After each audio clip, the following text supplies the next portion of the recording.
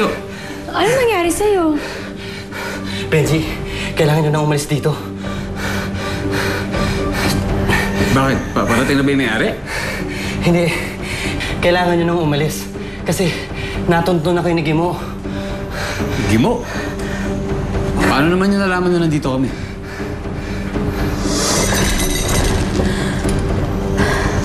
Saan din nila natigil si Benji at Serena?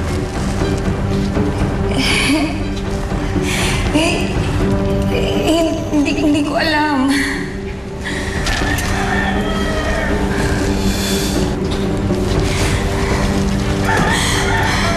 Saan? Hindi ko talaga alam pero... Pag nakita ko, matatandaan ko.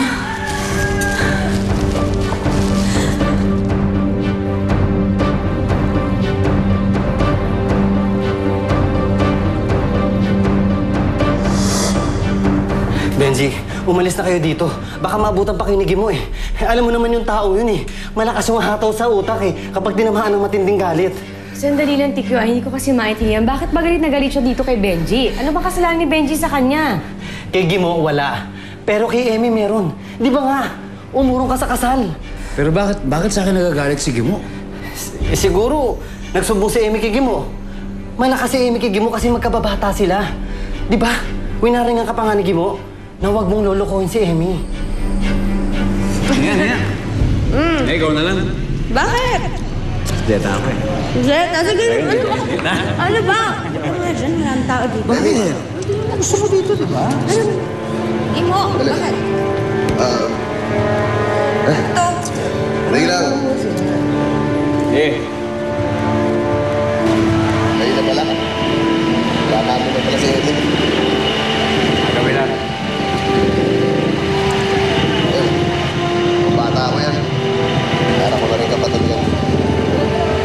Tutuhanin mo si Emmy, ha? Kung hindi, tutudasin kita. Gimo. Mapatay, tinigil na lang yan sa salita. Huwag ka mag-alala.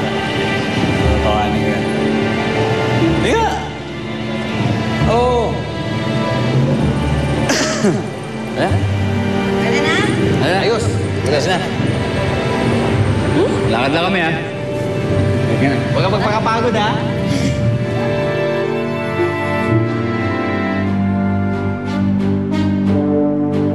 Nangako ka, pre.